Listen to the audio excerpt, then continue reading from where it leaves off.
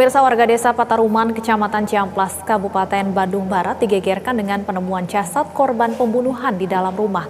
Diduga korban diikat lalu dikubur di dalam tanah dan ditutup keramik.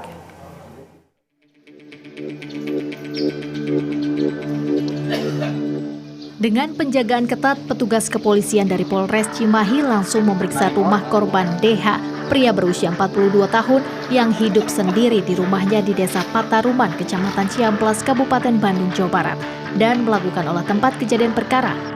Korban ditemukan tewas dengan kondisi badan terikat dan dikubur di ruang kamar yang bersampingan dengan dapur dengan ditutupi keramik. Menurut keterangan saksi yang juga tetangga korban mengatakan, pembunuhan sadis ini diduga dilakukan oleh orang yang sering bantu bersih-bersih di rumah korban dan dilatar belakangi oleh sakit hati. Siapa? Ini juga yang biasa bersih-bersihin kebun. Adalah orang hilang karena masih sendirian. Sekitar 3 mingguan. Bapak masuk ke dalam atau ngelihat? Saya ngegali. Ngegali. Terus kondisinya gimana, Pak? Ya, baru pegang tangan. Itu diikat. Itu pakai keramik atau pakai dicor? Rapi. Rapi. Petugas pun menggali kubur dan mengevakuasi jasad untuk kemudian diotopsi. Dari hasil penyidikan kepolisian, terungkap pelaku pembunuhan korban yakni I, pria berusia 31 tahun yang tak lain tukang kebun korban. Polisi masih mendalami kasus untuk mengungkap motif pelaku yang tega dengan keji membunuh korban. Algi M. Gifari, BTV, Bandung Barat, Jawa Barat. Pemirsa, untuk membahas kasus ini lebih lanjut, kami sudah terhubung dengan AKBP Aldi Subartono selaku Kapolres Cimahi. Selamat sore, Pak Aldi. Selamat sore, Mbak. Baik, Pak Aldi, kami baru saja mendapat informasi dan kami ingin langsung mengonfirmasinya. Benarkah saat ini pelaku pembunuhan sudah ditangkap? Nah sekali, Mbak, untuk kasus pembunuhan ini, kita tadi malam, tim gabungan dari Polres Cimahi dan Polda Jawa Barat ini sudah mengamankan seorang laki-laki inisial G, usia sekitar 31 tahun. Jadi apa sebenarnya hubungan antara pelaku dengan korban dan apa motif pembunuhan ini, Pak? Jadi untuk pelaku ini merupakan atau bekerja di kompleks perumahan korban. Ketika kami amankan, kami interogasi, pelaku menjelaskan kenapa sampai akhirnya menghabisi nyawa korban, karena menurut pelaku korban belum membayar honor yang dijanjikan akan diberikan oleh korban selama 2 hari bekerja membantu korban. Baik, jadi pelaku ini sempat bekerja pada korban ya? Betul. Pak, apakah korban ini memang tinggal seorang diri di rumah tersebut? Untuk korban ini salah satu karyawan di kementerian ya di Kota Cimahi, ini tinggal seorang diri di rumah tersebut. Baik, lalu dari hasil pemeriksaan pelaku, sebenarnya kapan pembunuhan tersebut terjadi dan kemudian kapan jasad korban dicor di dalam rumahnya sendiri? Baik, dapat disampaikan. Jadi berawal dari tanggal 30 Maret, Polres Cimahi mendapat laporan dari kerabat korban bahwa korban dinyatakan hilang di tanggal 30 Maret. Kemudian kami langsung membentuk tim untuk melaksanakan TKP. Setelah di TKP, kami mengendus atau melihat ada sebuah kejanggalan, sehingga berangkat dari situ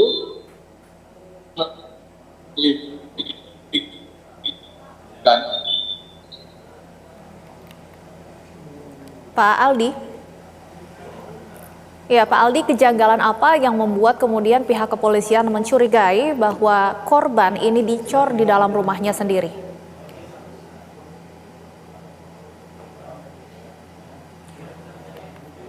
Pak Aldi? Pemirsa, tampaknya ada kendala komunikasi dengan Kapolres Cimahi AKBP Aldi Subartono. Kami coba hubungi kembali. Selamat sore, Pak Aldi. sore. Ya, Pak Aldi, tadi sempat terputus, bisa dilanjutkan Pak, lalu kejanggalan apa yang akhirnya membuat pihak kepolisian mencurigai bahwa jasad korban ini ada di rumah tersebut. Baik, ketika kami melaksanakan TPTKP, kami melihat bahwa korban ini hilangnya itu terdapat hal-hal yang menurut kami ini bukan hilang yang wajar ya. Maksudnya kami mengendus ini ada hal yang tidak wajar. Sehingga kami membentuk tim untuk melakukan pendalaman. Dari hasil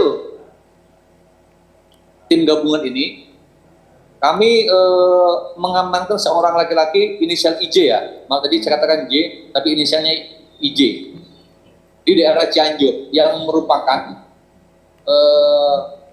atau orang yang juga sering membantu korban. Ketika kami amankan, terungkap fakta bahwa pada tanggal 23 Maret, sekitar malam hari ya, sekitar pukul 23, ini sempat terjadi keributan antara korban dan pelaku. Kemudian pelaku dengan menggunakan senjata tumpul, ini mengenai korban di bagian leher. Ketika korban dinyatakan meninggal dunia oleh pelaku, kemudian pelaku sempat panik untuk bagaimana membawa korban atau agar korban ini bisa disembunyikan. Muncullah ide daripada pelaku untuk mengubur jenazah korban ini di rumah korban atau di bagian dapur. Jadi tidak ada perencanaan sebelumnya, Pak? Nah, untuk perencanaan ini kami masih terus mendalami karena kami menemukan fakta bahwa selain menghilangkan nyawa korban, pelaku juga mengambil barang-barang milik korban seperti sepeda motor. Ini diambil 2 unit sepeda motor diambil, kemudian alat komunikasi, juga sertifikat tanah milik korban. Sehingga kami akan terus mendalami terkait motifnya. Apakah karena memang belum dibayarkan upah yang 2 hari, atau ada motif lain yang memang akan terungkap nanti di fakta-fakta pembuktian. Berapa sebenarnya, Pak, nominal upah yang belum dibayarkan oleh korban hingga berujung pada pembunuhan? Menurut korban, ya, ini korban dalam sehari sesuai dengan perjanjian akan dibayarkan Rp150.000 oleh pelaku, maksudnya pelaku akan dibayarkan Rp150.000 per harinya. Jadi sekitar 300.000 lah yang harus dia terima dari korban. Ini menurut pelaku. Jadi Rp300.000 yang belum diterima oleh pelaku. Pelaku beraksi seorang diri, Pak Aldi? Sampai saat ini kami masih intens terus melakukan pemeriksaan. Sejauh ini pelaku masih melakukannya dengan sendiri ya. Termasuk sempat kami tanyakan berapa lama si pelaku ini mengubur korban, mulai menggali, kemudian mengubur korban sampai dengan memasang keramik. Jadi ini si pelaku mengubur korban di dapur bagian belakang, termasuk memasang keramik. Sehingga kalau kita lihat TKP awal itu di dapurnya itu ya seperti tidak pernah ada sesuatu peristiwa, kira-kira seperti itu. Tadi Anda sampaikan di awal, pelaku ini sering bekerja di kompleks perumahan korban. Artinya apakah warga sekitar banyak yang juga sudah kenal dengan pelaku, Pak? Pelaku ini sudah lebih kurang 2 tahun bekerja di kompleks perumahan tersebut. Artinya selain korban, banyak juga warga setempat yang memang menggunakan jasanya untuk bersih-bersih taman misalnya seperti itu. Tapi pelaku sendiri memang tinggal di sekitar wilayah itu atau seperti apa, Pak Aldi? Betul, jadi pelaku tinggal di lokasi itu atau di pemukiman itu juga yang menumpang di keluarganya. Namun istri dan anaknya tinggalnya di daerah lain.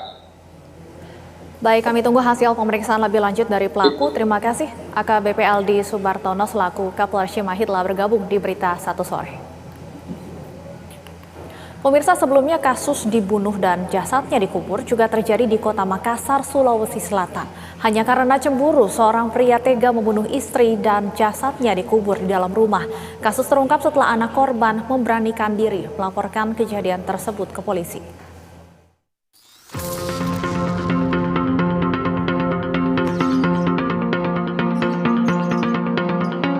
Jajaran Polrestabes Makassar, Sulawesi Selatan mengungkap kasus pembunuhan seorang ibu rumah tangga berinisial J yang dilakukan suaminya berinisial H pada tahun 2018 silam dan jasadnya ditimbun di halaman rumah di Kecamatan Bontoala, Kota Makassar.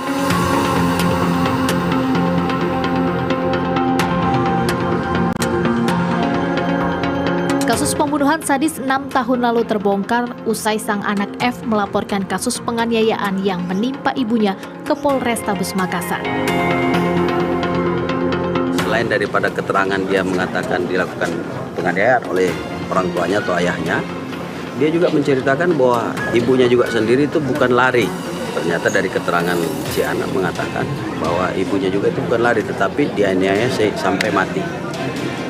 Dan kejadiannya ini 2018. Ya, 2018 kalau kita hitung sekarang berarti 6 tahun.